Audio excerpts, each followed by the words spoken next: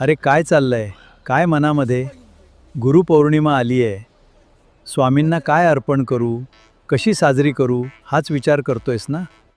माझ्या लेकरा, गुरुपौर्णिमा म्हणजे फक्त नारळ, पेढे, हार तुरे घेऊन माझ्या मूर्तीसमोर उभं राहणं नव्हे.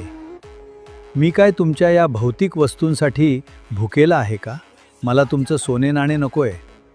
मला तुमचा अहंकार आणि तुमचे विकार माझ्या चरणी अर्पण केलेलं हवेत.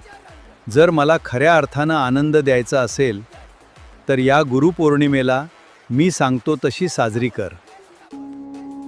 सगळ्यात आधी मनातली भीती, शंका आणि नकारात्मकता बाजूला ठेव. माझं कसं होणार हा विचार सोडून दे. अरे, मी पाठीशी असताना काळजी करायची काय गरज? भियो नकोस, मी तुझ्या पाठीशी आहे. हा माझा शब्द आहे.